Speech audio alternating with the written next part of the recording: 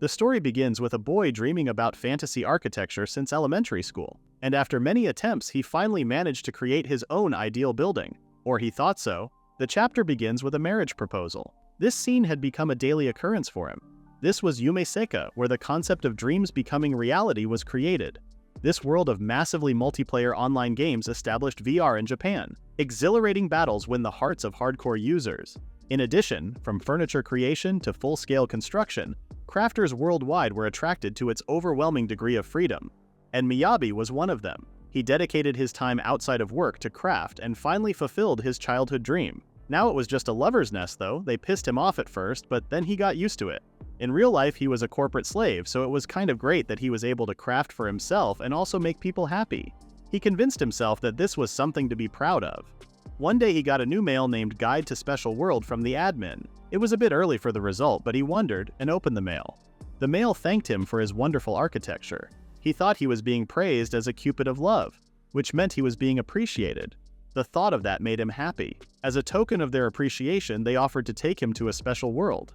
The mail asked if he would accept his data to be carried over. He thought that if he could immerse himself in crafting, there was nothing to worry about. So he clicked yes. The moment he clicked that option, he started disappearing.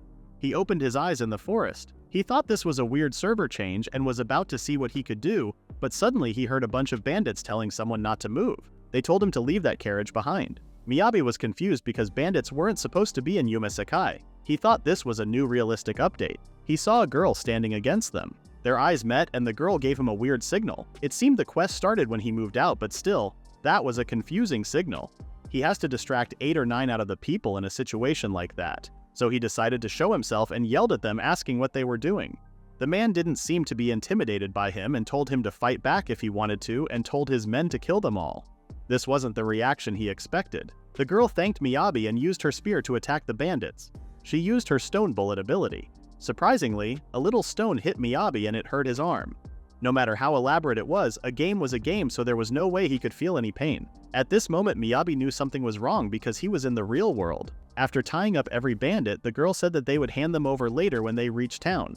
Her name was Liz, and she apologized for dragging him into this. Miyabi introduced himself too and stated that there was no need to worry. Miyabi commented about the battle and stated that he had never seen one before. Liz stopped him and asked if he was an adventurer. When he said that he was a civilian, she felt so sorry. Miyabi was puzzled, so she said she thought he didn't look like a fighter, but since he had good-looking armor, she thought he was an adventurer. Miyabi apologized for being confused. Liz asked if he was heading to Angelum, and if they were going in the same direction, she would take him there as an apology. He thanked her because he was just getting lost. He then asked if he could get some time before they left because there was something he wanted to do. Liz was okay with a little waiting. Miyabi went inside the forest and gathered some sticks and stones. He tried to remove his headset, but he couldn't. He was in a different world, so he needed to be careful not to do anything that might look suspicious. He first needed to see what he could do. He tried to open his inventory, but it seemed that this world was different from Yume Sekai. He thought it might be easier, so he just chanted in his mind. The moment he chanted, he found himself in a big place. In Yume Sekai, the inventory was displayed in a window, but here it was floating around in his head. The rocks and branches he picked up earlier were in here too. The next thing to try was crafting. He never thought he would be nervous about basic crafting. He managed to craft a table with branches and rocks, confirming that the crafting system works too. Since he didn't have to do anything, it was more convenient than to do it in-game. He could even get the recipe for anything he wanted to make just by thinking about it. It was different in some aspects of the game but felt similar to the way it worked. The next thing he needed was a stone axe, so he created one. A stone axe was not only used to chop wood but also could be used as a weapon, making it an excellent item to have in the beginning. And he only used 10 small branches and 30 small rocks. As long as he had an axe, collecting would progress much faster. He tested the axe and it seemed to be working perfectly. Enhanced harvesting efficiency and even automatic harvesting were being carried out. Now that he had settled that, he could live in real life with items he crafted himself. He could go collect materials to create any item he liked, enjoy adventure and slow life at the same time, and live in a house he built himself with his family. He was thrilled with the idea of his dream becoming a reality. He went back to the carriage. Liz was shocked when she saw a stone axe in his hands. She seemed even more creeped out by the weird face he was making. Miyabi realized that he needed to be careful not to do anything suspicious, so he immediately changed his face and explained that he took the axe thinking it could become a weapon. Liz was confused because he was empty-handed earlier when he went to the forest. He responded that he just picked up some rocks and branches and crafted it. Liz realized that he was a crafter. She thought that it was weird he would go out on the road empty-handed. Miyabi asked if she couldn't use it, and she said that she was a magician. The guards asked why he didn't hire one of the guards if he was a manufacturer. Liz turned to them and stated that it was rude to speak like that to someone they had never met before. Miyabi could understand that those people were more normal. When Liz confirmed that Miyabi had all his stuff, they continued their ways. They followed the map and took down some goblins on the way. After a while, they could see Angelum. The gate of the city was pretty big. There were a lot of guards, so Miyabi assumed that it was a big city too. When they were trying to enter the city, the soldiers stopped them. Miyabi panicked, but Liz told him that this happened all the time.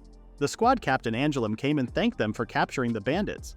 He wanted to know the leader of their group. While Miyabi was relieved that they had just come here to arrest the bandits, Liz introduced herself as the leader. The soldier checked her adventurer card and it appeared that Liz was a C-rank adventurer. The soldier asked if there were 6 people in her group, but Liz stated that Miyabi was a civilian. The others seemed like they left it to her. Miyabi was shocked, but Liz told him not to. She said that it was an unspoken rule that the person with the highest rank gets to be the leader, and her rank was the highest in the group. The other man said that Liz was very attentive, so she helped them a lot. Miyabi apologized and explained that he was surprised because he didn't expect the leader to be a girl. He also praised her for being trusted even by adult adventurers. He noticed that she was blushing after his words. The soldiers took the bandits, and as for the 5 adventurers, their reward was going to be sent via Adventurers Guild later. The lady in their carriage thanked them for their help. The other member said farewell to them and left Liz and Miyabi alone. When they left, Miyabi had a question for Liz. He asked if he needed an ID to get into town. Liz asked if he lost it even though he had inventory. He responded by saying that he never had an ID to begin with. She said that he had to pay to get in, but he didn't have any money. He said that it was a double miracle called no ID and no money. After almost a minute of silence, Liz started scolding him. She didn't want to do that, but she had to give him a 3-day temporary pass. She said that if he was planning to stay for a long period of time, he should apply for an ID card at the Adventurers Guild. Inside the Angelum, Miyabi thanked Liz for her help and the money she lent him. She did not forget to remind him to pay her back and make sure he kept all her terms. Liz had given him 2 conditions. One was to register as an adventurer at the Adventurers Guild, and they were going to have a part of 2 so that she could disclose their location from the Adventurers Guild. The point was to prevent him from running away. Crafting would require him to gather materials, so there was no harm in registering as an adventurer. The second condition was to help Liz with her work for a while and accompany Liz on requests she received. Apparently, she wanted him to help her carry her stuff. Miyabi was so distracted by the stores that she had to call for his name. Miyabi didn't really have any fighting skills, but he believed he could manage with support. They went to an inn while he thought they would go to an adventurer guild. Liz said that the first thing he needed to do was to get a place to sleep. The inn cost 5 silver coins per night.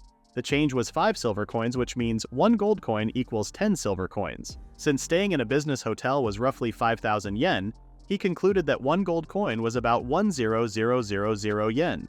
He borrowed almost 20k from a girl 1 year younger, which hurt even as an adventurer by trade. While he was resting in his room, he decided to return the favor. The next day they went to the Adventurers Guild, and Miyabi was amazed by the people he was seeing. Judging by his reaction, Liz asked if it was his first time. Miyabi was familiar with it in the game but couldn't say that out loud, so he explained that he came from a place so rural that he never got a chance to come to town, so he was kind of impressed. She responded by telling him to not get too impressed that he had strayed too far. She then greeted a woman named Eleanor and informed her that she had come to report the escort request. Eleanor welcomed her and asked if the person next to her was an acquaintance. Miyabi was too impressed by Eleanor's beauty, so he made a cool face to impress her and introduced himself. He said that he came to register as an adventurer on Liz's recommendation. Eleanor thanked him for his politeness and introduced herself too. Watching Miyabi's movements, Liz told him that his nose was getting longer. He said that this was just a basic greeting, and when he met Liz, it wasn't time to calm down and exchange greetings. Eleanor asked for Liz's adventurer card and told her to wait while they checked the status of her request. In the meantime, she gave Miyabi the application form to fill out. He had never seen those letters before, but he could read them normally. He wondered if this was another effect of the data transfer. There were 7 ranks in total, and it fluctuated based on the evaluation of requests and guild contribution. An adventurer card could be used as identification, and apparently, he could also use it to deposit his money just like a bank. He guessed that it wouldn't be practical to carry around all his money while you were taking a request. There were lots of unnecessary conditions in the application, such as being civil and no fighting. While he was thinking about the possibility of adventurers not being civilized people, Liz expressed her surprise at the fact that he took time to read it. Miyabi read it all because he recalled his memories as a corporate slave. Liz said that about 90% of people don't read it. He didn't believe her, but Eleanor confirmed that it was true. She said that the Adventurers Guild was very grateful that he took the time to look it over. Being an acquaintance of Liz's, he was a serious person to her. Miyabi figured out the reason why it was written so rudimentary in the terms and conditions and concluded that she must be having a hard time. He signed the application but then realized that he had written it in Japanese. Liz didn't seem to notice and told him to write supporter for the occupation part. Miyabi was puzzled, so she said that usually long-term requests and escort requests would make it more difficult to take care of weapons and armor. So in that situation, they temporarily hired a supporter. He was relieved that she didn't notice he used Japanese. He asked if she meant the adventurer who works in the background and she confirmed him. But she mentioned that it didn't mean that he wouldn't join the fight, getting the water from the river and cooking. He was exempt from guard duty in the night, so it was less dangerous. Miyabi asked if that was a little easy while everyone else was fighting. She said that it wasn't true because the longer the request goes on, the more she wants someone else to do it. Apparently, she was always on edge when she was asked to escort someone. In other words, it's insurance to ensure the completion of the request, so it would be mainly chores. When fatigue builds up, you tend to become irate more easily, and it may also have a role in preventing troubles. He decided to do what she said and sign up as a supporter. He gave the paperwork for the party application to Eleanor, and Liz was tired of the escort request, so they split there. She said goodbye and left. Eleanor gave him his adventurer card and asked if he had a temporary pass. He gave her the pass from his inventory.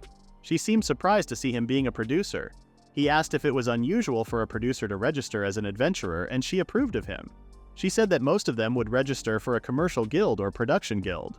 She added that it wasn't that there were none, but they didn't have the stamina to keep up, so they ended up shunned. Miyabi didn't seem to be affected by her words because he assumed there weren't any hot-blooded producers out there like him. She said that lately, they had been pushing production guilds to work with them, so she was rooting for him to do well out there.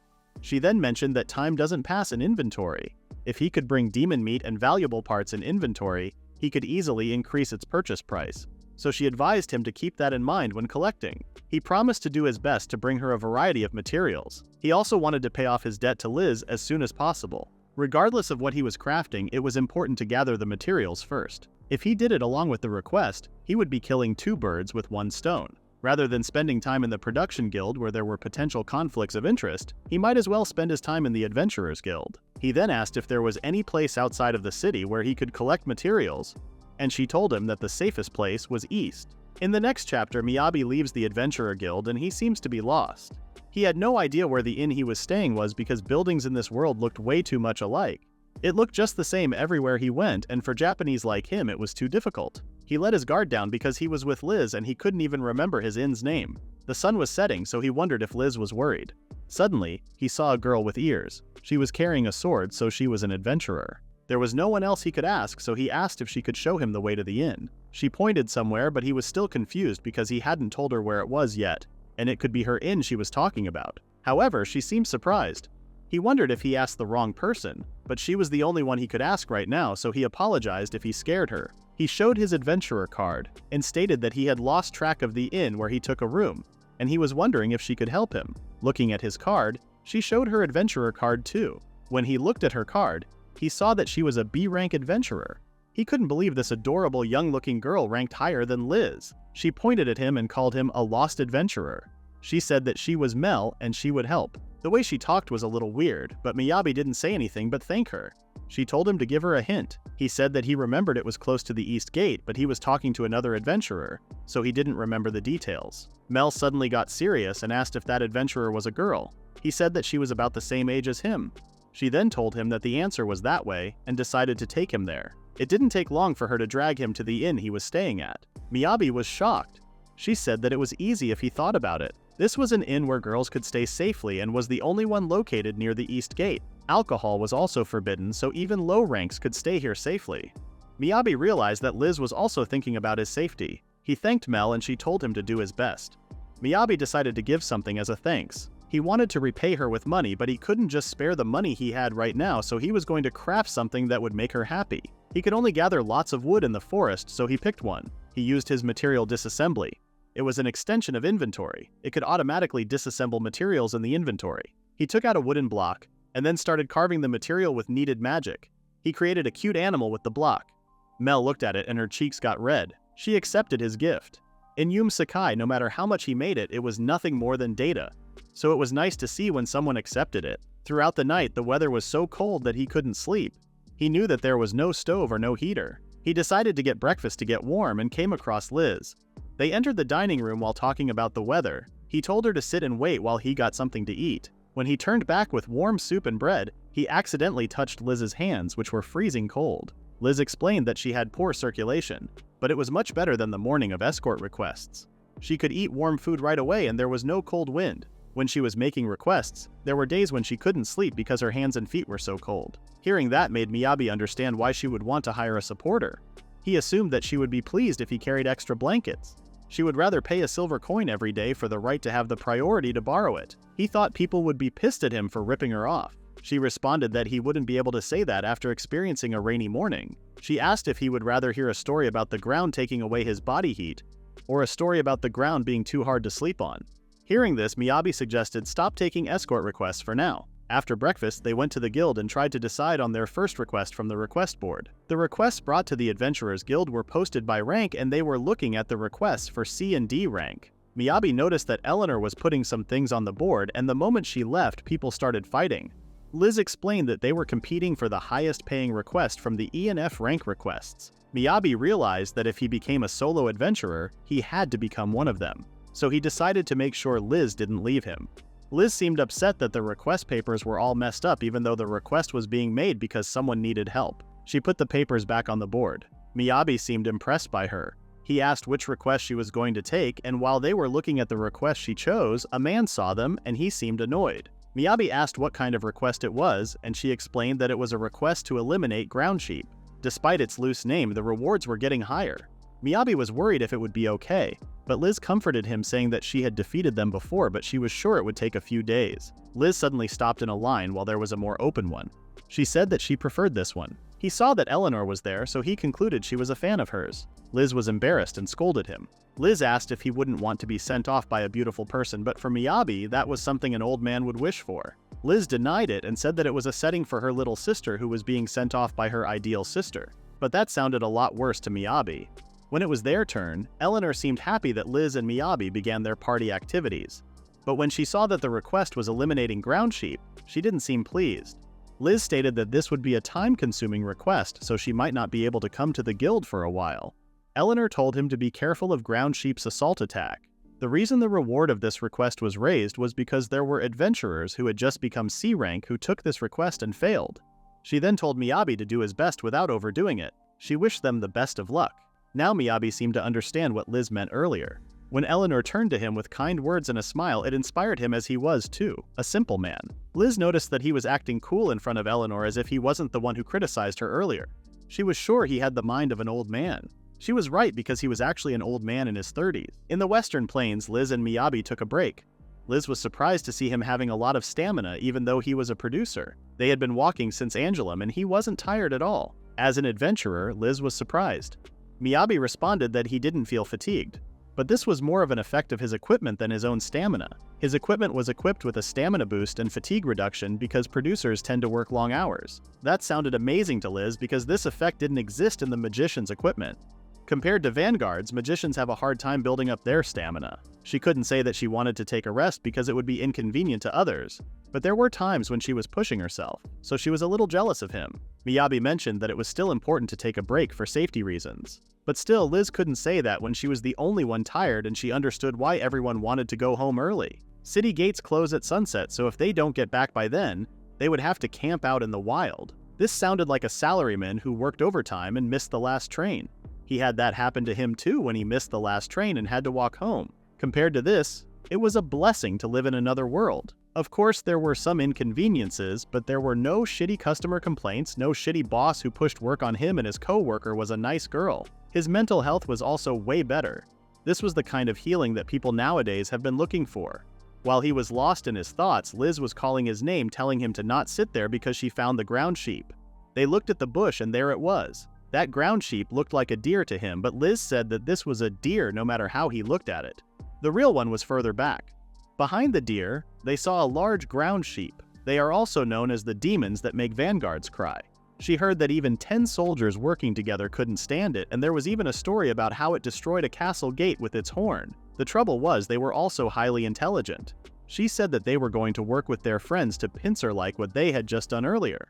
Some said they had prioritized the magicians in the rear as targets. As they walked behind the bushes, Liz stated that the usual approach was to beat them from afar when they were isolated. With monsters like that wandering around, no wonder the roads were blocked.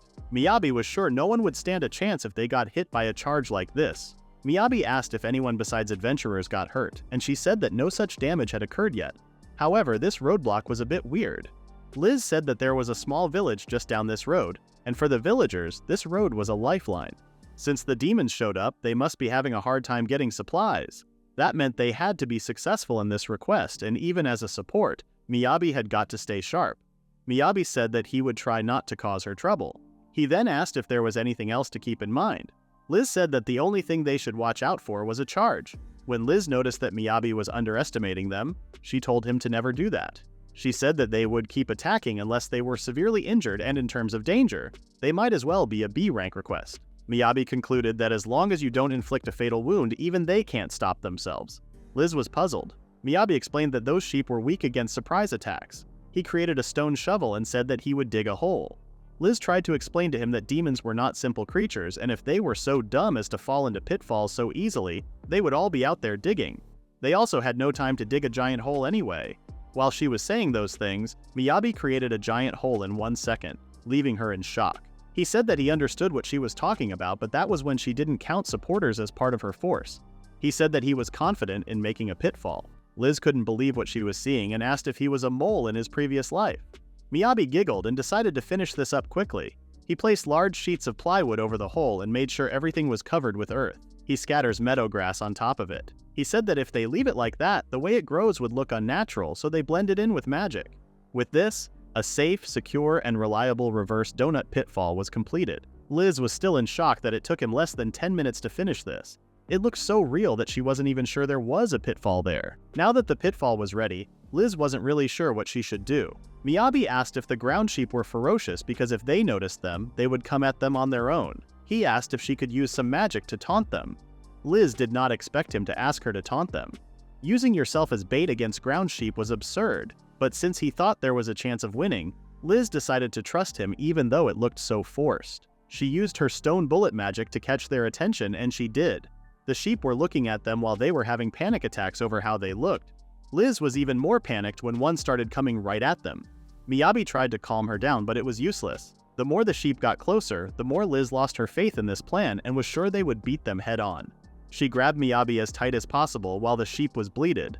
However, unlike what she expected, it started falling into the hole the moment it stepped on the pitfall. Liz couldn't believe it fell without even noticing. However, the other sheep seemed to notice the pitfalls, so Liz thought they had no other way but to fight them. To her surprise, once again they started falling as they came at them. Liz had no idea this would work like that and was shocked. Miyabi explained how pitfalls worked as if she didn't know that. He said that it was a simple structure, but the deeper the hole, the greater the fall damage.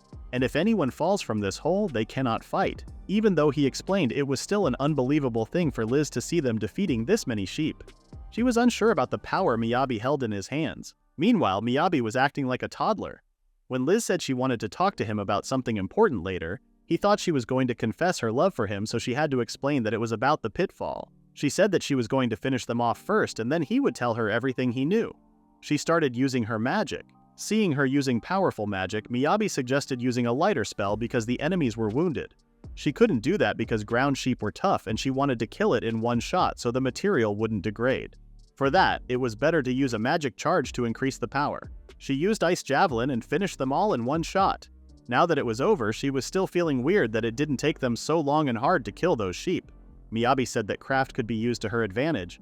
Liz noticed that Miyabi put a whole ground sheep in his inventory.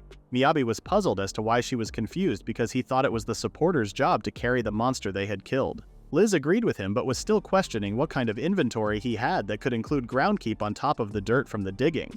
Miyabi was confused because an inventory was an inventory in his mind. She knew that, but she was talking about the capacity of his inventory.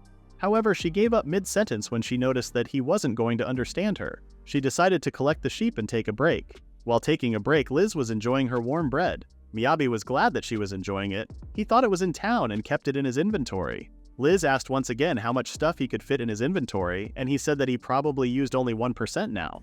But she had no idea what that meant and wanted to skip it, but he got frustrated and said that it was something that grew in capacity relative to her skill level. Liz was confused and asked what was skill level. Miyabi didn't even know the concept of skill level didn't exist in this world. He said that if he kept using his crafting skill, his inventory would expand, and if he kept gathering every day, he would naturally build up his capacity. In Yume Sekai, they would increase gathering skills and eventually learn to maximize storage and become a walking warehouse. It had been called an aptitude skill, but it wasn't uncommon for a serious crafter to have it. He thought maximizing storage was common here and wondered if the method was different from the game. Liz seemed like she was thinking about some stuff. When he asked, she said that it was about her image of a crafter and apologized if she had offended him. While blacksmiths and seamstresses were valued, crafters could make everything, but the quality was not high. The only work they did was making cheap furniture and repairing walls, which didn't pay much. She said that it was one of the less fortunate production jobs. She didn't know what kind of environment Miyabi had lived in, so she assumed he couldn't do any gathering outside without hiring an escort. Wolves and goblins were a threat to those without combat skills, and even if he spent the money to do some gathering, his inventory would fill up right away, and the storage for the materials was not free. For the average crafter, gathering every day was very hard. Miyabi didn't know what to tell her at this point. The environment they had spent their lives in was too different. In Yume Sekai, there was no such thing as difficulty in gathering materials.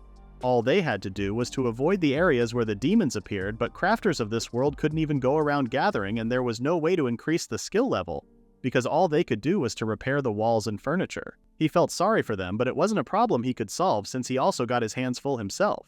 Miyabi eventually responded that making money was hard no matter what kind of job you had, and exemplified the fact that she got cold during escort duties. Liz agreed and mentioned that adventurers have a high mortality rate, but only a handful of them could become rich and famous. He decided to change the subject before it got any weirder, and said that he had a favor to ask her about the ground sheep.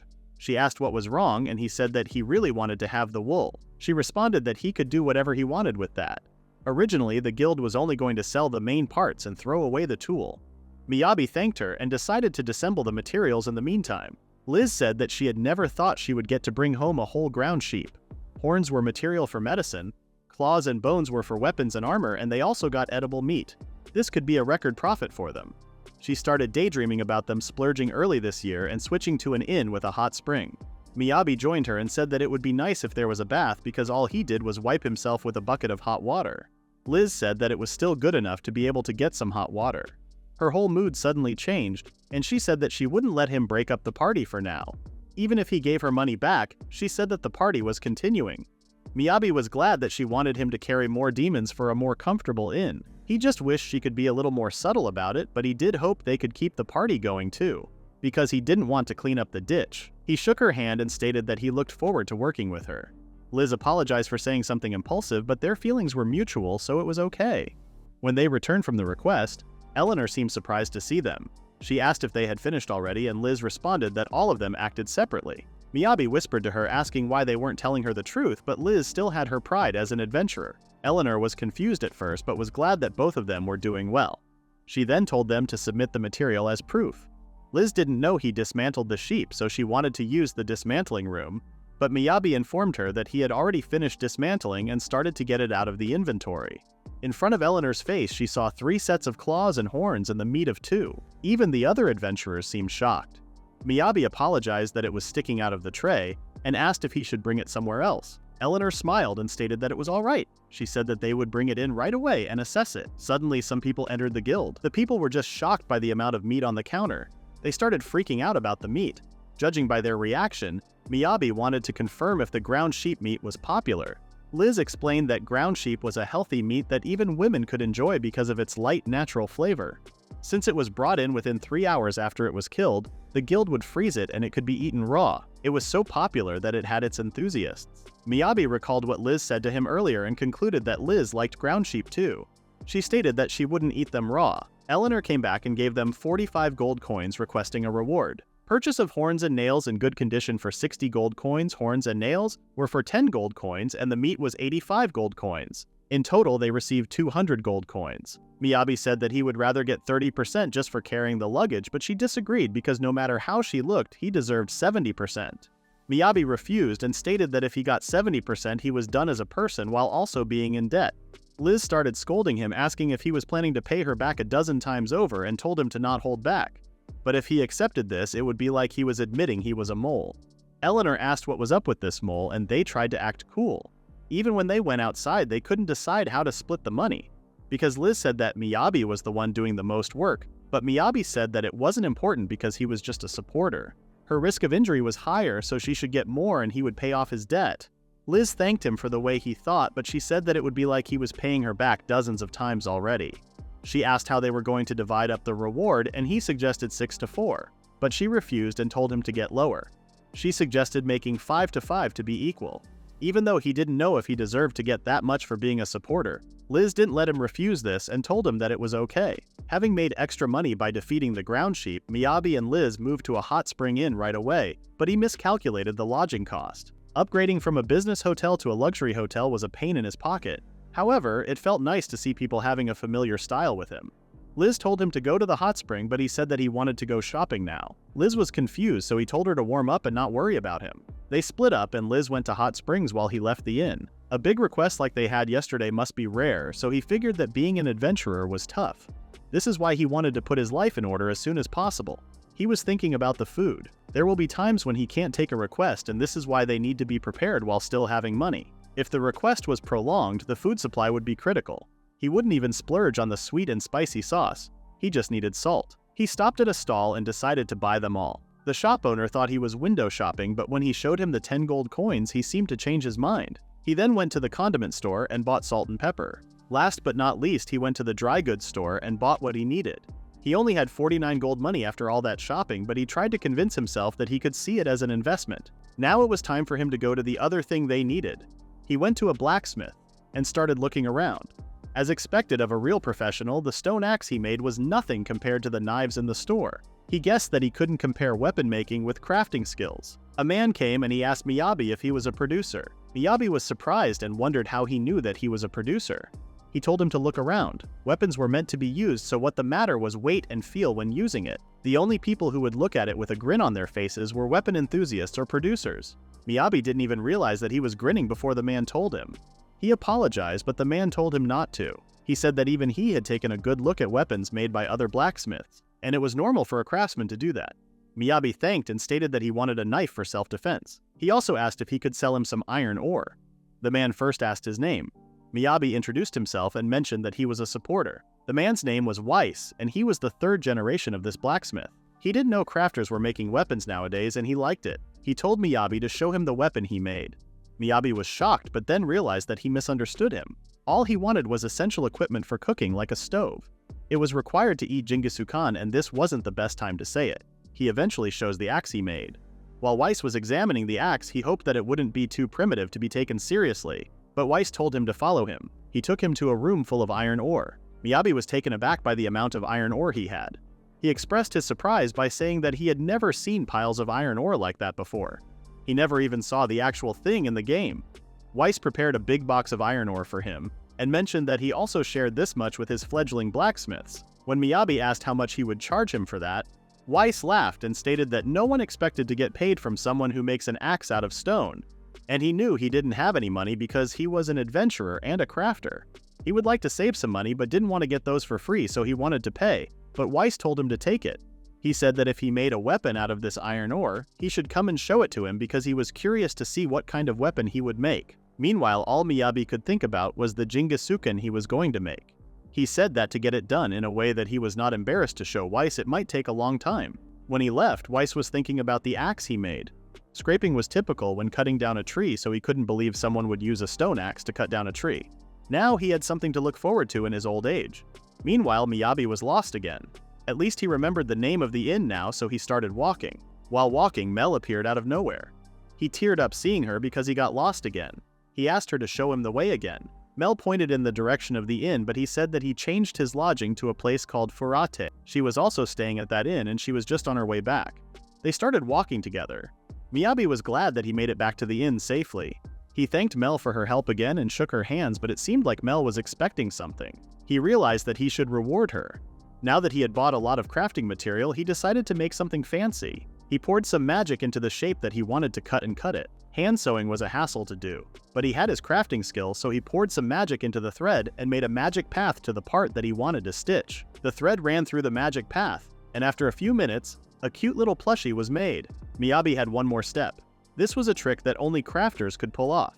He cloaked the surface with magic, used ground sheep's wool, and grew it all at once. After making the adjustments, it was all done. He didn't even realize the crowd that was watching him. While they were asking questions and praising him, he apologized for keeping her waiting and thanked her for taking him to the inn. Mel blushed and thanked him for using his name for the first time. Miyabi was shocked that she remembered his name. He hoped that this reward would help her remember his name and was glad that she liked that one as well. Liz finished her bath and greeted him. When she asked if she missed something, Miyabi acted like he had no idea what happened, and he tried to change the topic by asking if she had been in the hot spring since he left. She said that it was her third time because the hot springs were great. Seeing her like that made his heart pound a little faster than usual. Liz suggested he get in too, but Miyabi was just blushing thinking about how mature she looked. Liz touched his cheeks and told him that he was very cold, so he should take care of himself as an adventurer. Miyabi started slapping himself to not let his intrusive thoughts win. Liz was so confused and asked what was wrong, and he responded that he was cursing his filthiness. He felt guilty because he had wicked thoughts about a girl much younger than him. He decided to go to a hot spring while thinking about that. In the next chapter, we see Miyabi and Liz in Lumber Heaven. 1 hour ago, Liz informed Miyabi that today's requests were not good. There were a lot of them because of the rain. Considering the condition of the ground, a round trip was the best they could do because she would like to avoid camping out in the mud as much as possible. While they were putting on the papers that others ruined, Liz suggested gathering materials that Matabi wanted. Back to the present, Liz expressed her surprise about Miyabi. Miyabi defended himself by saying that a crafter can't stay calm once they hear about a gathering. On top of that, the variety of trees in this place was amazing. It was a miracle that trees with different growing conditions were growing so deeply together, and he could tell when he was crafting that every tree had a different shade, a different sheen, and a different feel to it. The more he talked about the trees, the more Liz got scared. She told him to get whatever he wanted but to keep logging into this area because the sound of falling trees would attract demons. As she was talking, the tree Miyabi cut disappeared and she thought she fell asleep for a moment. But Miyabi explained that it was just her crafter collection skill being activated. Liz started laughing because there was no way a tree could go into his inventory without falling, and she was glad that this was all just a dream. But Miyabi did it once again, proving that it wasn't a dream.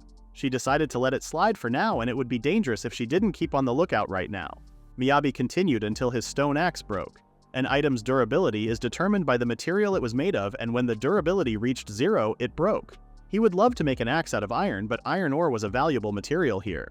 Liz told Miyabi that they were going to relocate once he finished with that tree. Miyabi wondered the reason, so she explained that the forest was home to many demons and that if he cut too many trees it might cause problems in the ecosystem.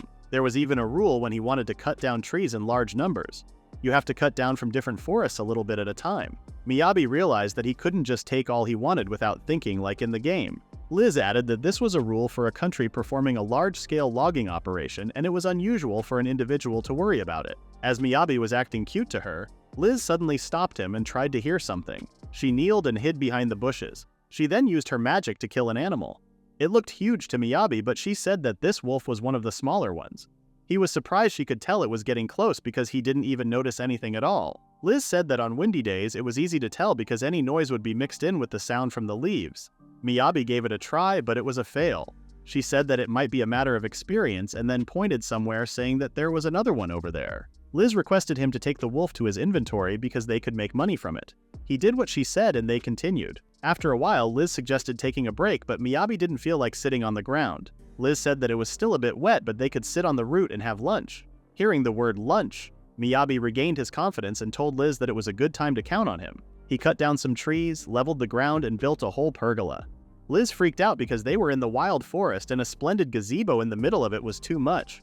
Miyabi was still confused, so she told him to think about it for a moment. He then realized that a blanket would be great since it would be cold here. Liz was still displeased. She said that it wasn't because he wasn't good, she just never thought that crafting would be this insane. She hated to admit it, but the cushion didn't hurt her butt, and it was warm. The situation Miyabi created was so comfortable that she was afraid she might miss the demons. Miyabi told her to keep an eye on that issue because he did not want to have lunch with the demons. While Liz was resting, Miyabi decided to make some food quickly because it might be a bad idea to stay here for too long. He created a stove and turned to Liz to ask her to make some fire, but she was melting because of how warm the blanket was. He decided to make the fire himself. He enchants fire and applies attributes to material by injecting magic into it through the circuit. However, depending on the compatibility of the material and the attribute, it may have adverse effects. If he added too much fire to a wooden material, it would become too hot. He usually used it as a weapon in Yume Sekai, but it was impossible in this world. All that was left was to stand in front of the stove and craft. Now it was time for Jingisuken. He put things on the table such as Jingisuken, black tea, and milk bread. Liz decided to turn her brain off for a moment and only focus on eating. The food was amazing. The meat of the ground sheep was tender and not smelly at all. Hints of salt enhanced the flavor, and even with vegetables, the flavor was not diminished at all. He never had such competitive meat in his life. Even the bread was different. The sweetness of the milk was amazing, and it was very fluffy. Miyabi made that bread by crafting.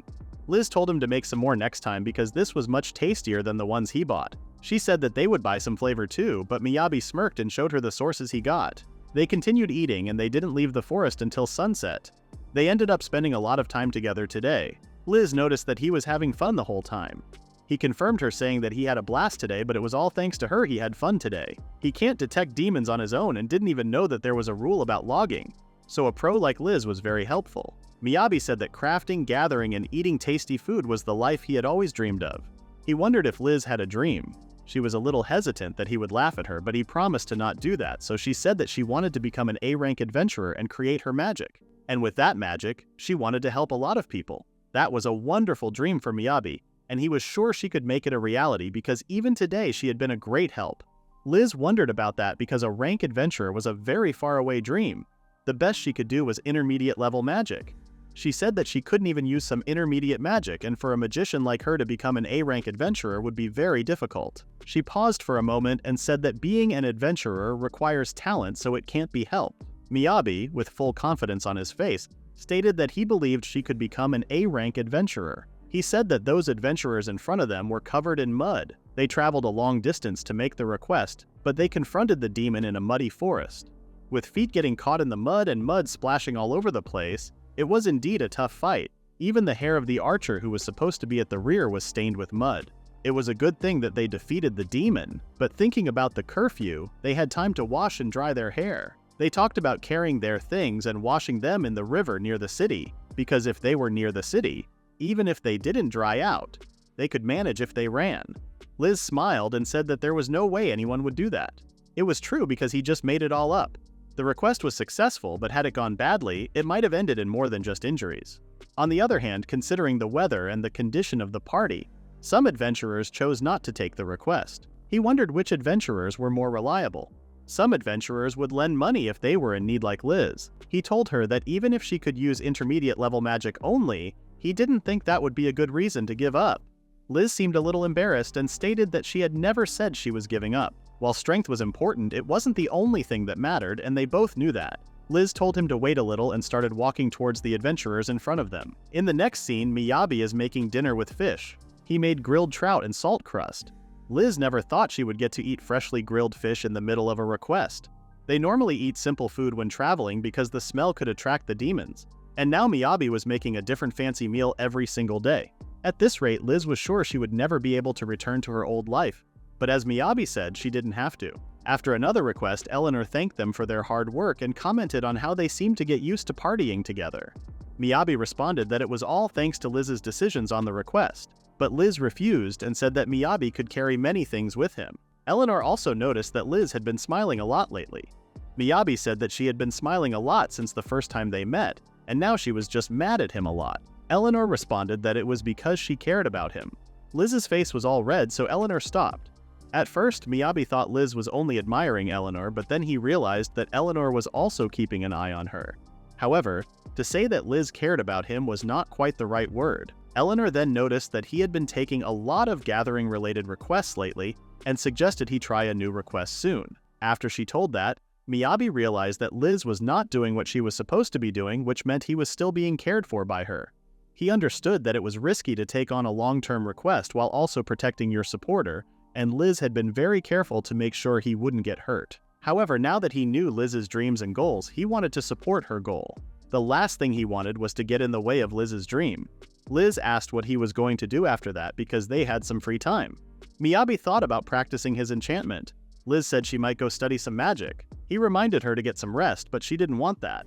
They started teasing each other as if they were having a fight, but they both couldn't stop laughing. Miyabi then left there to practice her enchantment, and he seemed to have a hard time. Enchantment was one of the most difficult systems in Yume Sekai. Material and attribute had compatibility, and if they were compatible, it was relatively easy to allow the magic to pass through. However, if they were incompatible, just touching the wall of the circuit would cause the magic to leak out. Any magic that leaks out would hurt the material. That's why it was important to adjust the amount of magic, but it was indeed a difficult task. He sometimes fails on purpose and uses it as a heat source like the other day, but that wasn't what he wanted to do today. He focused and progressed slowly. He needed to reach the deep end with the least amount of magic. Thankfully, his efforts weren't wasted. He managed to create a small thermal block. The thermal blocks were for Liz so that she could put them in her room and don't need a heater anymore. But it would still be cold when they were outside, so it wasn't a total satisfaction for him. He decided to make something easy to wear and wouldn't get in the way when traveling. He could just add it to the undershirt. He wanted to tell Liz about this as soon as possible. He went to Liz happily and asked if he could borrow her undershirt. Liz misunderstood him and started scolding him. Miyabi didn't realize that it was sexual harassment to ask a girl to borrow her undershirt. As he was lying on the floor, he thought about what to do. There was no way he could do that, and the fact that it wasn't underwear made it even creepier. However, using a robe or main equipment was a slot for heating. The guardian came and informed him that they were closing the gate. He went inside. Normally he would get lost here, but he had a city map, so he wasn't stupid enough to not learn. He once again ran into Mel. She immediately told him the way to the inn, but he said that he wasn't lost today. Mel seemed upset because she wanted him to make a reward for her. He eventually made a little bird for her. Miyabi asked where she was going at this hour, and she responded that she was going to repair her weapon because it was a bit chipped. But it wasn't a bit, it was almost broken. And even Miyabi's enchantment didn't work. He said that he was interested in the repair of the sword, so he wanted to join her. And she was okay with that.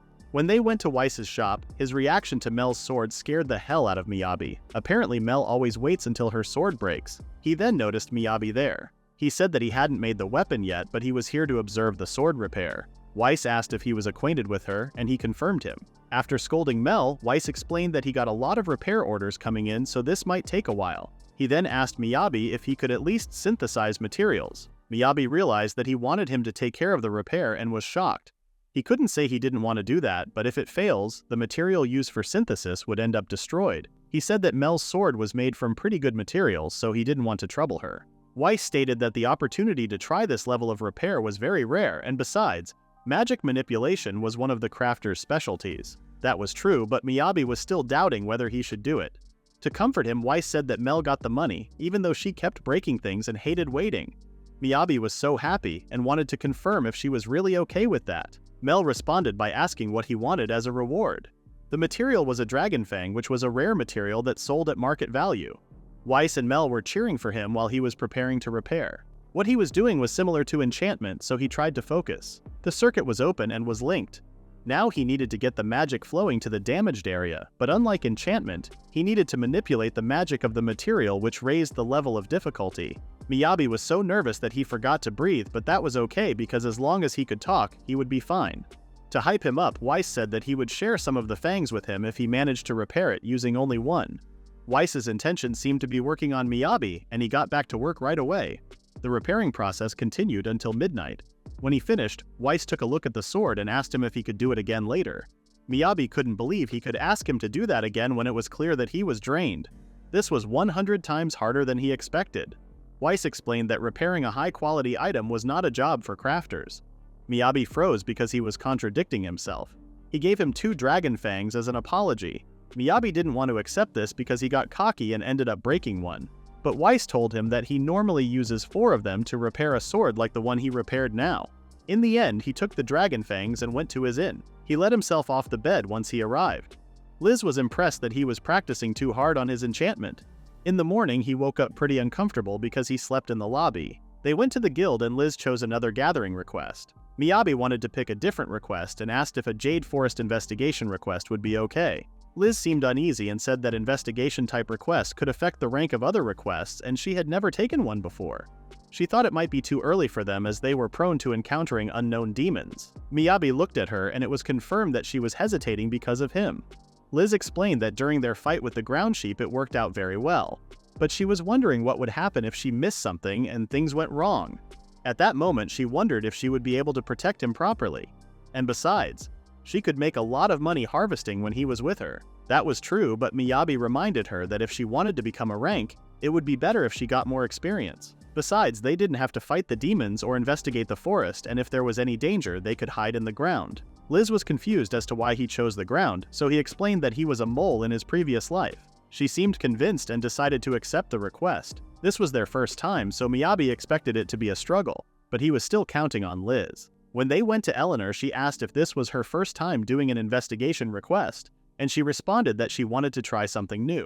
Eleanor was sure the two of them would be fine, but she still warned them to be careful when conducting this investigation, and if they felt they were in danger, they should withdraw without taking any chances. Liz asked if something had happened, and she explained that they already had some adventurers headed to the Jade Forest the other day, but they hadn't come back yet. In the next scene, Miyabi is still thinking about what Eleanor said. He was being more careful because of what she said, but it was more peaceful than he thought. They had been investigating for half a day, and they hadn't seen a single demon. However, it was the opposite. Liz explained that the fact that they hadn't seen a single demon was weird for Jade Forest. Located northeast of Angelum, it was a forest with a rich ecosystem, and it was also known to be inhabited by a lot of demons. This was a precious forest where medicinal herbs could be harvested, so there were usually a lot of adventurers coming in and out of the area, but since people started going missing, this place had been off limits. Demons were the natural enemy of humans. Similarly, humans were the natural enemy of demons. Then suddenly humans stopped coming and going. Liz asked Miyabi what he thought would happen next. Miyabi said that it was convenient for the demons, so their numbers would likely increase. That was right, demons had a fast breeding cycle, and some even migrated in from other forests. Under normal circumstances, the number of demons would increase, and yet, this request was made. A pack of gala wolves, whose main habitat was the Jade Forest, had appeared in the northern Kuliana steppe, and the need for an investigation of possible ecological anomalies in the Jade Forest was acknowledged. The request was to investigate and report it. It was indeed an odd situation. Liz said that they would need to take a lot of samples to see if something was going on. She then continued to ask him to collect poop on the ground. Miyabi was shocked and asked her to give him a little bit of consideration. Liz smiled and reminded him that he was supposed to be supporting her to become an A rank. At night, they went to a local inn that had 5 silver coins per night. Miyabi was so tired from the investigation all day. There were no abnormalities with the tree sample they took. In the end, the only thing they saw was the small animals. There were some oddities, but they still had zero clue. He was prepared for this, but looked like this was going to take a while, and even when they were done with the investigation, they still had to put everything into a report. Now that he thought about it, he didn't know how they were going to report. They can't just submit material as proof. All he did was collect samples and didn't record a single thing. He let his guard down because Liz didn't give him any instruction, but he tried not to blame others for that because they were both new at this. They were bound to make some mistakes. It hadn't been long since the sun went down. All he needed was paper, a pencil, and the map Liz gave him. He converted the demon bones into glue and crafted it with wood, and the paper was done. He used charcoal and wood to craft a pencil, and while he was at it, he crafted a dye from flowers and combined it with a pencil to make colored pencil. Paperwork and overtime were a piece of cake for him because of his previous life. And the strange thing was that he didn't hate it now. He never thought he would get to use the things he learned from his previous life when he came over here. Even in adventuring business, there were a lot of things he had to work on the road. In the morning, he gave what he had made to Liz. He said that he made a summary of yesterday's investigation, and if they don't keep records, then they wouldn't be able to make an accurate report later. Liz seemed worried that he took a long time to prepare this, but Miyabi said he went to bed before the date changed, so he slept properly. Liz decided to take a look at the summary, and when she finished, she decided to help him with this starting today. But Miyabi assumed that she must be tired from scouting and the other stuff, so he wanted to take care of those. Liz responded that it would be more efficient if they split up the work. She wanted to learn how to make that summary book. Miyabi seemed surprised and found her diligent. She said that it wasn't about being diligent or anything. In the first place, they generally do the request report verbally.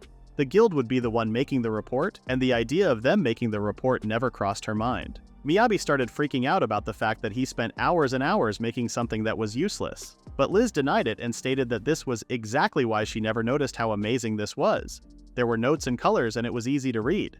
And now she could see some things in common that she wasn't aware of at the time. Miyabi was embarrassed that she liked it this much. Miyabi created an underlay for the paper to not let it slip off. With this, they could write down notes while walking. Liz was amazed by the new things she was seeing. She asked if that meant she could tell him if she found any signs of a demon and he would write a quick note. And at night, they could just put it all together. Their new goal was to show the guild that Liz the adventurer was able to do a perfect job in investigating. They started working and didn't stop investigating the forest for 5 days. After 5 days, they found a campfire. They wondered who might have made it and started looking around. Miyabi didn't seem to have any problem with assuming that the missing adventurers were the ones who made it. He wondered if that would mean they were still in this forest, but Liz didn't have any idea. It was hard to imagine them leaving while the campfire was still assembled like that, because the spark could ignite the surrounding area while it was still smoldering. It needed to be doused or buried on the ground. She said that it would be more realistic to think that something had happened and that they had no time to take care of it. She decided to stick around here today. Miyabi decided to craft something. He sewed the large amount of leaves that he got when collecting logs with magic and put it over the branches. He made a simple camouflage base. Finally, he laid down a cushion made of wool and it was done. They could see the other side of the river and it was comfortable enough to do a long stakeout. Liz said she was terrified that she was no longer surprised by that. He wanted her to be surprised a little. While they were on guard duty, Miyabi fell asleep and Liz immediately woke him up. After he apologized for it, she told him that the black orc, which was a crank demon, was getting closer. She said she knew that there was a monster trail, but she never thought it was connected to that side. He was glad that he didn't skimp on his magic and applied the smell mask right away. However, she said, they were not supposed to inhabit that forest. Then he asked if the reason the other demons were moving out was because of them. Liz said she couldn't say for sure, but it was a strong possibility. She said the black orc was a mutated species, large in stature and capable of socializing to the point of establishing a settlement. Perhaps they had a nest deep inside that forest. She told Miyabi to locate their hideout and report it to the guild. Then they set off. At the black orc settlement, Liz and Miyabi saw that there were black orcs everywhere. She said she had a feeling that it might be the case, but she could not believe they were multiplying that fast. She realized that there was more of them than she thought. Liz said there was a problem with their numbers also, but also when a herd of black orcs grew large enough, it would create a higher species with superior intelligence. The higher species would require a fighting force equivalent to an A rank to take it down. It was scary for Miyabi to fight with an A-rank demon. He said they needed to go back and report it to the guild. Liz said she wanted to, but asked if he remembered what she told him. She said demons had a fast breeding cycle. If the environment was good, the situation could change in just a few days, and that was exactly what was happening right there. Gathering members for the strike team would take at least 3 days, then it might have been too late. She apologized to Miyabi and told him that she might have ended up putting him in harm's way. Miyabi said there must be something they could do. As Miyabi asked Liz if there was something they could do, Liz found a way. Miyabi wrote the report. He was writing that he had a general idea of the structure of the cave and looked like Kiza's plan was going to work. He was sure that those black orcs would not see that coming. Then he drove the black orc settlement's underground map. Liz seemed cold and told Miyabi that he had done the map in no time to think that he created that huge space underground. However, he said, he had no idea that it would be so cold there. Liz said they would just have to bear with it until morning and wanted Miyabi to give her some blankets. Then she found a crafter there and asked Miyabi if he was thinking of spending the night in that condition. He told her to just sit and watch. To make a comfortable space, Miyabi would start by making the foundation install the soft curved beams and columns. He used a lot of wood for the ceiling and walls. Miyabi used enchanting magic and put a luxurious glowing tree in the center of the huge space underground. He said that the tree would serve as lighting and fill the entire room with warm light. For Liz, who was sensitive to the cold, he would give that space more warmth and a comfy dream house was completed. There was a bedroom where they could enjoy a good night's sleep on a fluffy double bed, and a private room for their peace of mind. Also, there was a luminous tree that had indirect lightning using an entire log that brightly illuminated the tree room. In the living space, the heat blocks were arranged to look like firewood to simulate a fireplace, satisfying even those with poor circulation. Since it didn't use fire, it was safe to use the underground. Also, there was a dining space and a water basin. At the dining space, there were stump chairs and a round wood table would provide warmth even underground.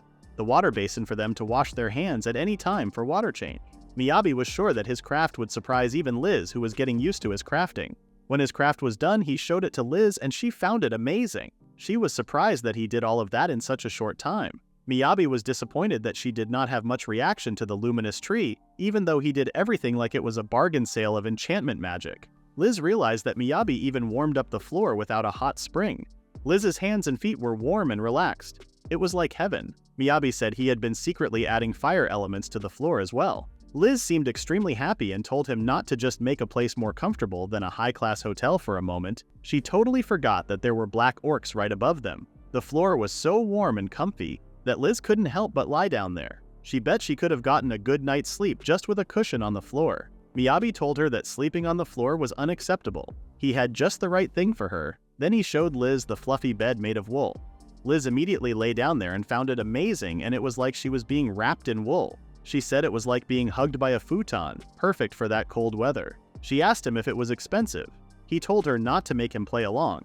He told her not to oversleep just because it was comfortable. She said she was a C-rank adventurer, so there was no way that she would oversleep. She said her body would wake up on its own. The next morning, Liz overslept. Miyabi knew that was going to happen. When Miyabi tried to wake Liz up, she said, "Dad, just one more minute." Miyabi wondered who the hell she was calling Dad. She smiled with a little shyness. She asked him if they could start over with the wake-up part. He told her that they couldn't do that and went to wash her face. When the sun rose, Miyabi asked Liz if she was ready. She said she was no longer sleepy. Then they decided to go. The black orcs were on the night shift, and it was almost time for shift change. The night shift was such a pain for them. Miyabi and Liz appeared, and the black orcs realized that they were under attack. Liza did a magic trick which was called Ice Javelin, but the black orcs backfired. Liz fell into the hole where Miyabi was in. He told her that was a good job, but they decided to do the retreat earlier next time. There was the plan that Liz came up with, Operation Mole. She said considering the difference in strength, a direct approach would be pretty much impossible.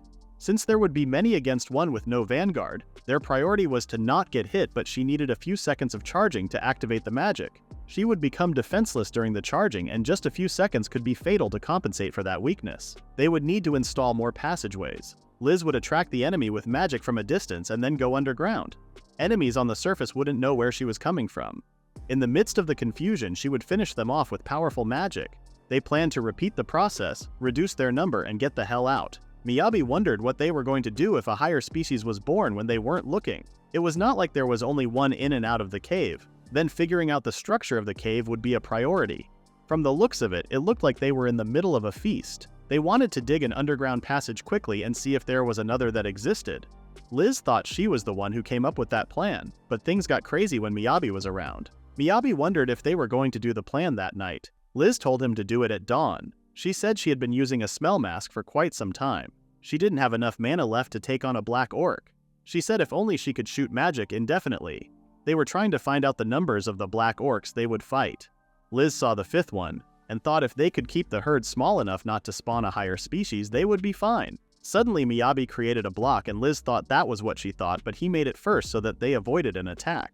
Liz asked Miyabi if she could say something weird, and Miyabi asked what she was going to say. She asked if he knew that black orc was very tasty.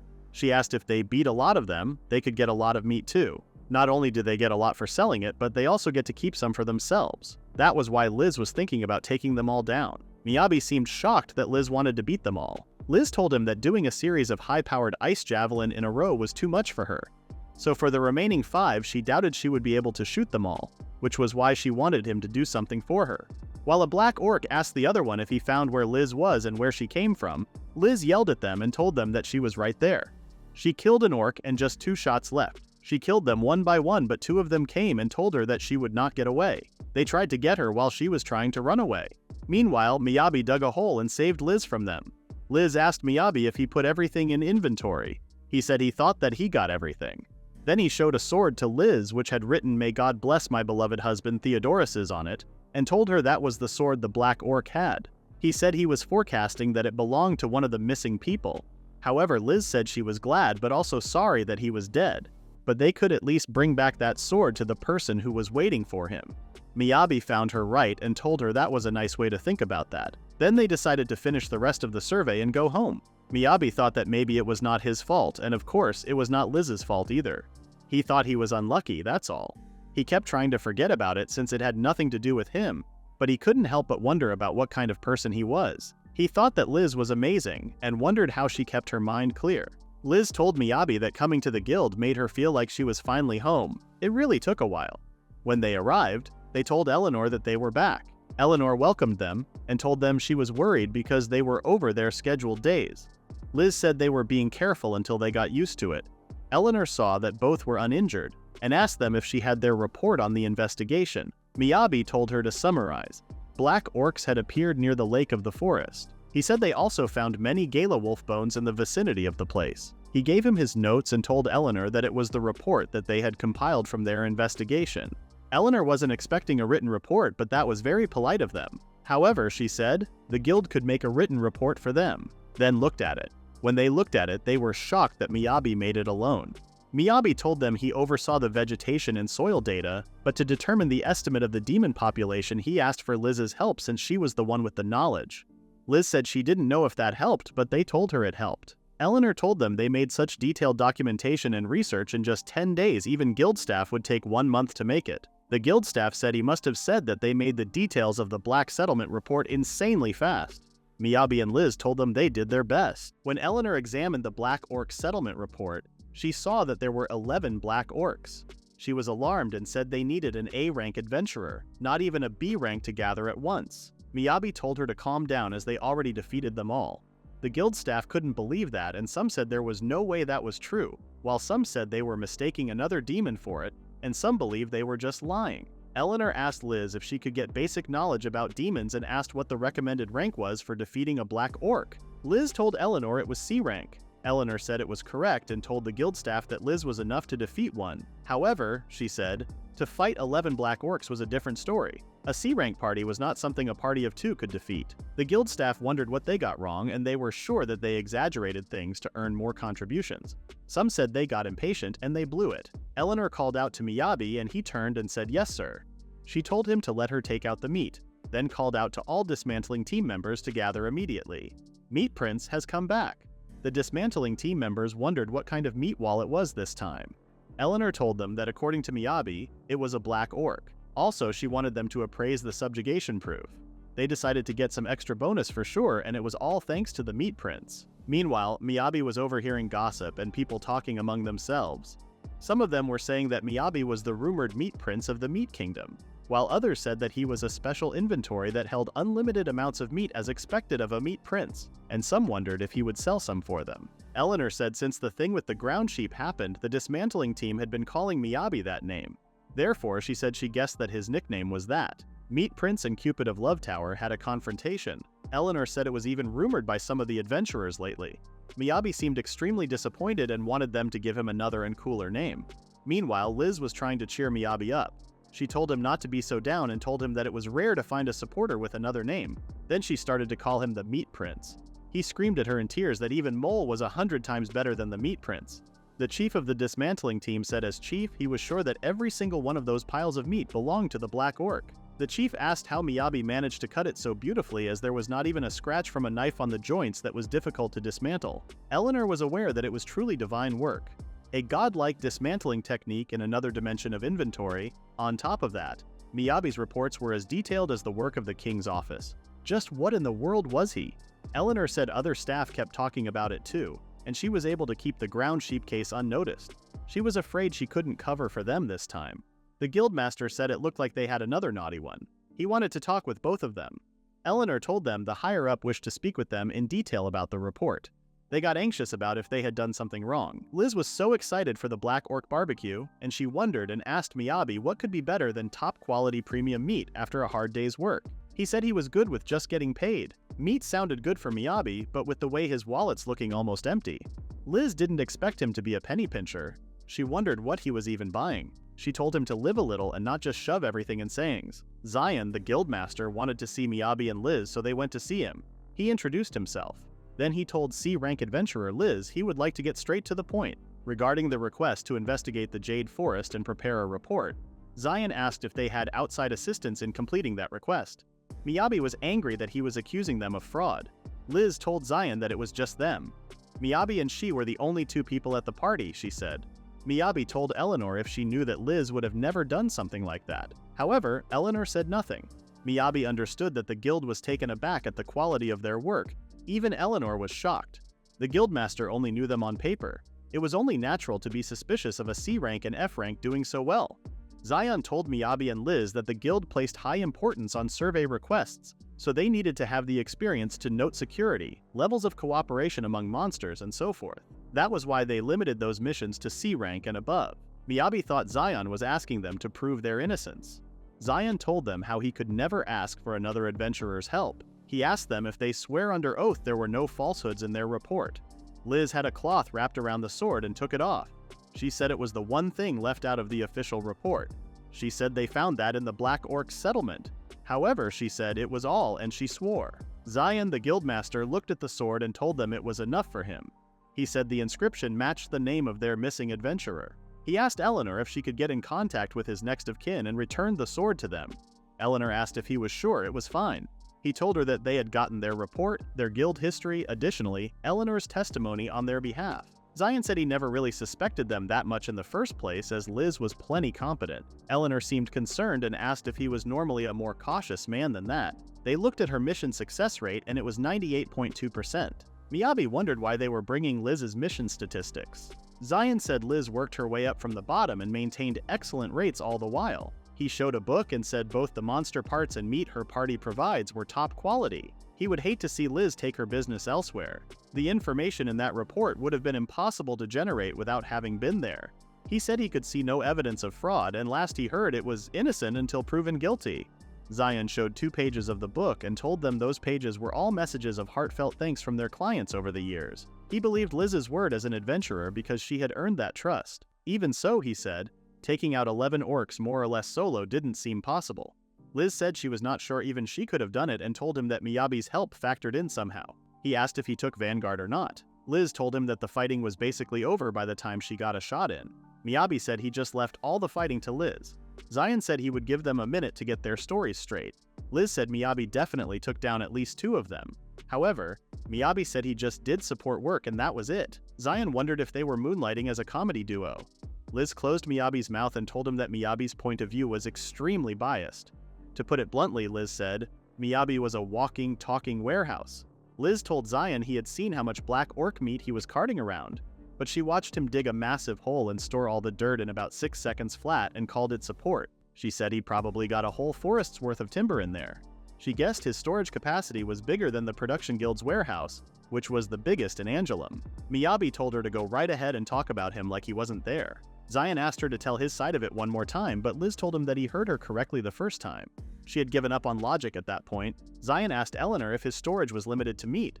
She said those were just rumors. Miyabi said he had to cut in and told them extended storage could hold way more than just meat. He said they would buy whatever materials he didn't want to keep and told Eleanor to guide them to the warehouse. Liz bowed respectfully to Zion and told him that she was very grateful that she trusted her. Zion said he looked forward to more exemplary results from her. Zion was staring at her, so she asked if there was something else. He said he was just getting a little nostalgic and that was all. Zion said he saw her inherited it well. He said that stuff of hers used to belong to her father. He said he saw that insanely hard-working man had raised an insanely hard-working daughter who had grown up wonderfully. Meanwhile, Miyabi and Eleanor arrived at the warehouse where Miyabi found it huge. Eleanor said she was afraid it didn't hold a candle to the ones the production guild had. She said she wasn't sure if he knew that, but originally, adventurers' main source of income was mission rewards. Even for her, each payout felt more like a temporary bonus than a steady job. Miyabi asked her if she was an adventurer. She said she took up her current post after her party was dissolved. It had been nearly 3 years now. Since it had been some time since Eleanor had led the adventurer's life, old kills like dismantling were slow to return. Eleanor asked if it was too easy to cut himself while ripping fangs from a jawbone. She said he must have some sort of trick for getting around it. He was surprised that she was looking for tips, and thought if he said he just used a material acquisition skill, she would have no idea what he meant. Therefore, he said he was just good with his hands. She asked again if it was just really a matter of dexterity. He told her that aside, now that Liz wasn't there was something he wanted to ask her about. He asked if his share of the survey mission rewards could go to the bereaved family of that sword's owner. Eleanor responded that the reward was to be split evenly between the 2 of them, and it amounts to about 100 gold. She asked if he was sure, and Miyabi stated that he had got the cash to buy raw materials, so he was good. She found it sweet but naive, and asked if he was going to forego his salary every time a mission had a casualty. Miyabi didn't really know how to put it in words. He said that he didn't know what was going to happen in the future, but this time he had made up his mind. He wanted to follow his gut and do things his own way. He just didn't want a heavy heart to weigh him down. He knew it sounded selfish, but it wasn't like it would bankrupt him, and he wasn't talking about giving up half of his income forever. Eleanor responded that there was a non-profit fund that collected donations for the families of fallen adventurers, so she would handle the arrangements for him this time. but she warned him to not forget that the reward money was fair compensation in exchange for adventurers risking their lives, and he must not dismiss its value so casually. They ended their conversation there and Eleanor left. 2 days later, she informed Liz and Miyabi that it was determined that their contributions to this mission went above and beyond what was requested. For their reward, they gained 910 gold coins. As Miyabi was calculating how much yen this amount would be, Eleanor added that they could deposit this with them if they would like. Miyabi hoped that this money would help them, even though it wasn't enough. In addition to Miyabi's monetary rewards, it had been decided that he would be promoted to D rank. This was something that they both didn't expect. Miyabi was shocked and confused because she skipped over E-class there. Eleanor explained that it was certainly rare for a support class to skip ranks, but he had made such great contributions to the guild that they wanted to invest in his future. He wondered what the guildmaster was thinking. Eleanor stated that if an F rank were to be known to have received such hefty reward money, it could cause trouble for him. For example, they were currently earning more than the average B rank adventurer, including Eleanor. Miyabi thanked her for thinking of them. Eleanor politely smiled and responded that they would all prefer it if he would continue to provide support, because the guild stands to profit from him quite a bit. They were about to leave after sending their regards to the guildmaster, but Eleanor remembered that she needed to confirm something with Liz. She quoted her words and then asked if she would like the donation to be anonymous this time as well. Liz panicked and tried to stop her. She said that she put the instructions in the report. Eleanor apologized and smiled. Miyabi seemed confused, but then figured out that when Eleanor warned him against dropping half his salary frequently, she was talking about that. He seemed amazed and couldn't stop looking at Liz, but this made her blush and scold him. With that, their mission was officially completed. That was Liz's first run-in with Black Orcs and her first run-in with the Guildmaster too. She was freaking out so bad that she thought she was going to have a heart attack. Miyabi agreed with her and then mentioned that it was time for something.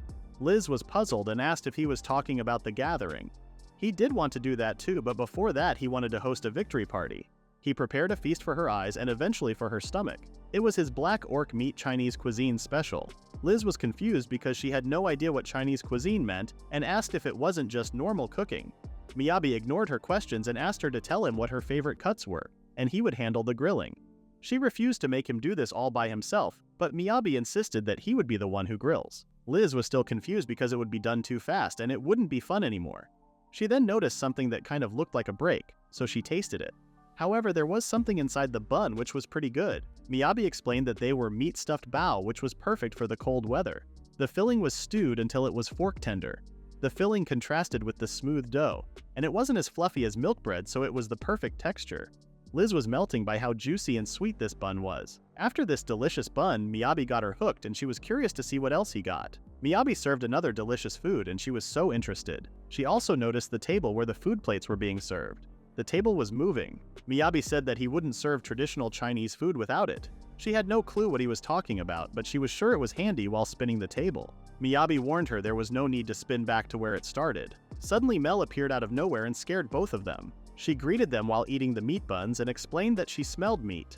Miyabi was surprised that Liz knew her, but Liz was also surprised that Miyabi knew Mel, who was a famous B-rank adventurer. They decided to calm down and explain how they met by coincidence. Mel said that Miyabi was always getting lost.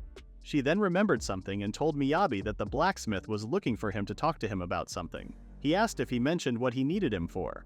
Liz was shocked that he even knew Master Weiss. Liz asked if he had any clue who Master Weiss was. Miyabi said that he was a really nice blacksmith and asked if he was famous. Liz and Mel looked at each other and decided to take him to Weiss. When Weiss saw them together, he asked what she was doing together with him. She said that they were partying together. He seemed surprised and asked if she would mind if he borrowed him for a minute. As their conversation continued, Miyabi felt left out again, so he joined the conversation and asked Liz how she knew Mr. Weiss. Liz explained that this man was Black Iron Weiss. He was a master craftsman acknowledged by the royal family, and he was also sort of her adoptive father. Miyabi was shocked when he heard that. Weiss thanked him for keeping an eye on Liz for him. The loading wheel inside Miyabi's head was about to stop spinning now because he was so confused. But he didn't even get to question her real dad because Weiss would reveal why he was looking for him. He said the regional lord of Angelum, Duke Beldeni, was looking to renovate his mansion, and asked him if he was interested in sinking his teeth in. Liz and Miyabi were both taken aback by this. Miyabi was also confused as to why he would be doing that. So Weiss explained that he put Weiss in charge of selecting personnel and he could pick whoever he wanted. Miyabi thought this was like jumping in front of a gun a little. Liz stopped him and started scolding him. She said that he could make all sorts of connections doing custom work for the Duke.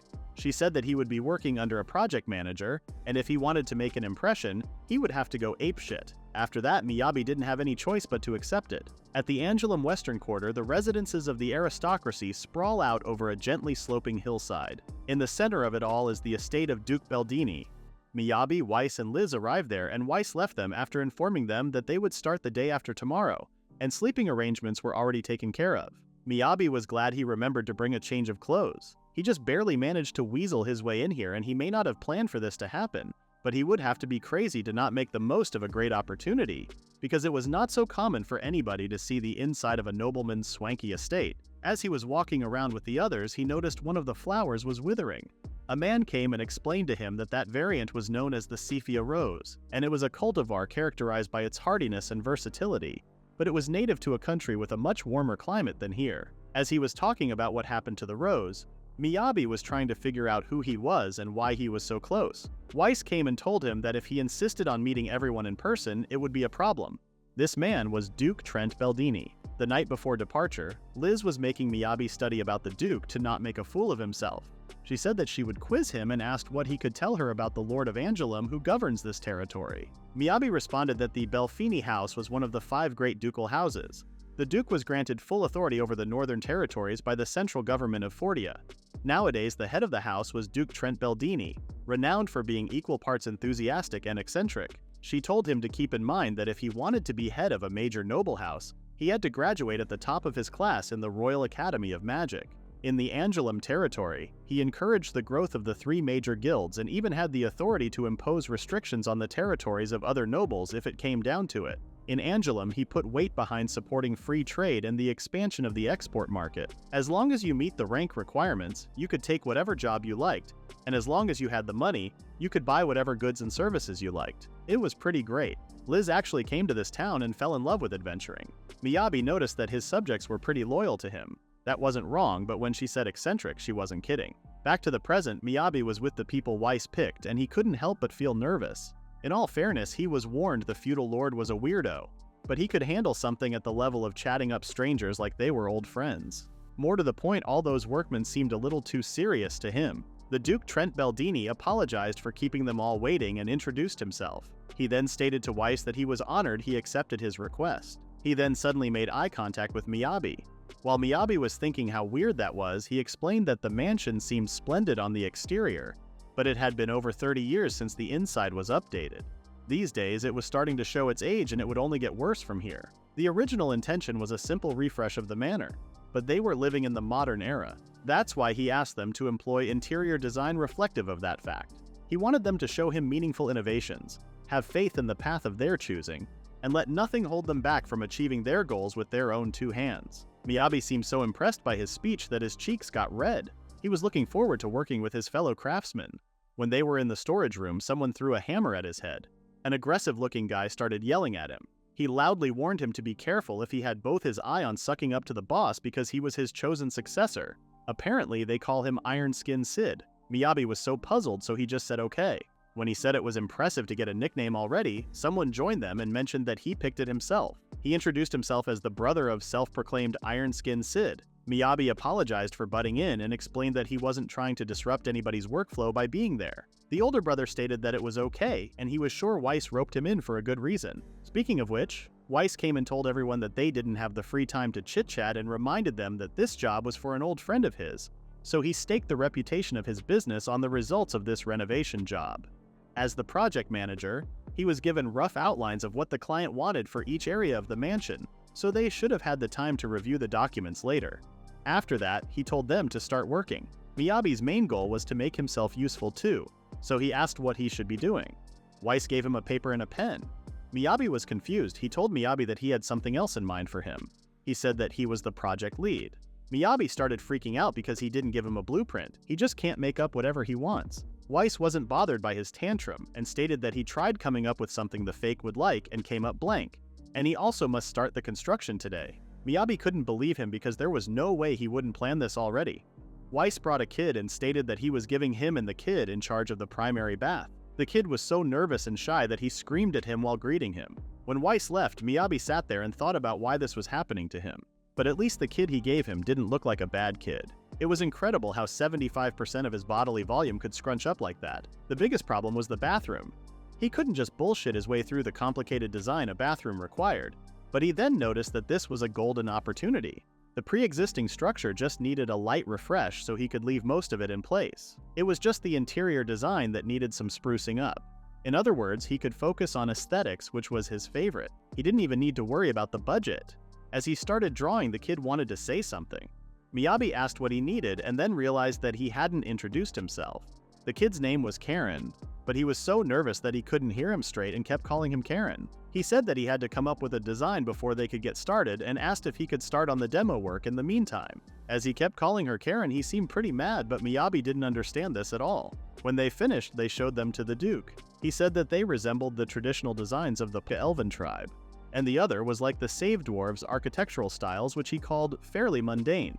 Miyabi was shocked. He went back to the bathroom while thinking about what to do because he drew everything as outlandish as possible. And he still called it mundane like he had seen it a million times before. He guessed that fantasy architecture in a fantasy world was just regular boring architecture. Dream World was always a high fantasy game. The aesthetics, from the furnishings to the architecture, were designed to suit the genre by the best graphic designers in the industry. So he started to brainstorm about what he could do in this world, which so closely resembled a dream world.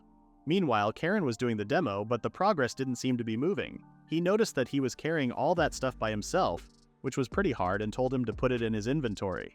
Judging by his reaction, Miyabi wasn't sure if he had an inventory, so he asked. Luckily, he did have an inventory, but right now it was full of his lunchboxes. He said that he had got enough fresh food to last him 2 weeks. Miyabi recalled the time Liz told him that crafters weren't regarded very highly among the production jobs. Miyabi wanted to borrow the hammer in his hand, and with one blow, he was able to shatter the whole floor. Karen kept calling him master, but he didn't want to be called like that. But he had already made up his mind that he would be his disciple in his heart. He wanted him to teach him what he did earlier. Miyabi said that he gets it automatically when you level up the skill, and he just practiced crafting a lot. He was so sleepy, but Karen didn't let him and expressed his interest in his talent. However, Miyabi wasn't sure if he would see that as a talent because he could remember being in his shoes. He said that if he hadn't tried, he might have the talent, too. The next morning, the demolition was done. Karen was once again amazed that it got done in the blink of an eye. Miyabi remembered that he had something to ask him. He asked if he knew what that pit-looking thing was for. Karen seemed puzzled, but before he answered, the Duke once again came out of nowhere and explained that it was a reservoir for boiling water. Miyabi's soul left his body once again, but Duke Baldini was unbothered and continued to explain that once the water was boiled, it was carried to the bath by the bucket. Miyabi seemed surprised. He said that he knew there was no running water, but this sounded like a tough job. Duke said that he had a servant with fire magic who could heat the water beautifully, but alas, old age forced him to retire. It was not the most glorious of jobs, so that could be the reason why it was hard to replace him. He then asked him if he had come up with a good idea yet. Miyabi stated that he had another design he would like to show him. Or more accurately, he had added some things to the base design. The Duke decided to just sit there and wait like a normal person. The new design pays homage to another game, one produced by a different company than the Dreamworld developers, so he was almost sure it would work. However, the Duke stated that based on the architecture, this seemed to be from the Elvish Macarinian dynasty. At the end of the day, Weiss was reporting the progress they had made. Everything except the bath worked smoothly. Weiss said that if it were that easy to please the Duke, there wouldn't be any fun in it. Duke stated that he actually approved the bath design he showed him in the final drafts, but Weiss knew he was curious deep down. Duke admitted that it was a bad habit of his that if there was real potential in something, he just couldn't bring himself to give up on it partway. Duke said that Weiss did double down on his whole show me the original thing, and he was turning into an unreasonable old man just like the rest of them. Weiss said that he felt like he had a long way to go even though they called him Master Craftsman. It all came down to how well he could give the client what he envisioned, but he expected great things from the new batch of greenhorns he hired. That is the end of the recap for now. Please read the pinned comment about the next part.